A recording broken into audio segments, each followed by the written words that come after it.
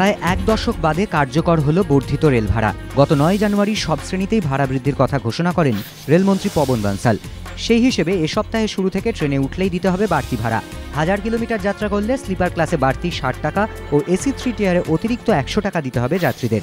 রেলমন্ত্রীর ঘোষণা অনুযায়ী শহরতলির লোকাল ট্রেনে 2 পয়সা প্রতি কিলোমিটার ভাড়া বাড়ল। শহরে লোকাল ট্রেনে 3 পয়সা প্রতি কিলোমিটারে ভাড়া বাড়ল।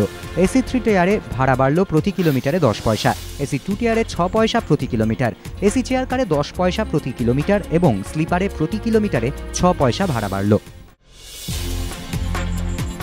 শহরে শীতের প্রত্যাবর্তন। কয়েকদিনের ব্যবধানে শহরে আবার ফিরল শীত। আজ সর্বনিম্ন তাপমাত্রা 16.2 ডিগ্রি সেলসিয়াস, স্বাভাবিকের থেকে 1 ডিগ্রি সেলসিয়াস কম।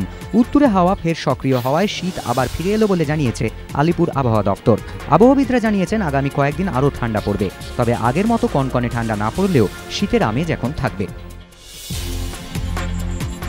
আগামীকালই এসএসকেএমএ ফেয়ার প্রাইস শপের উদ্বোধন করতে আসছেন মুখ্যমন্ত্রী মমতা বন্দ্যোপাধ্যায়। এসএসকেএমএ ভর্তি রয়েছেন ভাঙড়ের রেজ্জাক মোল্লা নিগ্রহকাণ্ডের মূল অভিযুক্ত আরাবুল ইসলাম।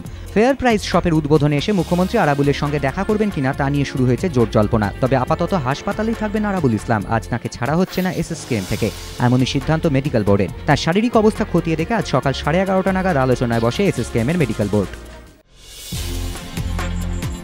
শিশুচোর সন্দেহে শহরের নানা প্রান্তে গণপিটুনির ঘটনায় ইতিমধ্যেই 12 জনকে গ্রেফতার করেছে পুলিশ। ঘটনার তদন্তে নেমে তিলজলা এলাকায় আগ্নেয়াস্ত্র ও বোমা তৈরির ছোটখাটো কারখানার খোঁজও পেয়েছেন গোয়েন্দারা। বেআইনি নির্মাণের সঙ্গে যুক্তদের ওপরও শুরু হয়েছে নজরদারি। ধৃতদের জেরা করে পাওয়া তথ্যের ভিত্তিতেই এবার আরও 4 জনকে গ্রেফতার করলেন তিলজলা থানা এবং লালবাজারের গোয়েন্দা বিভাগের গুন্ডা দমন শাখার আধিকারিকরা।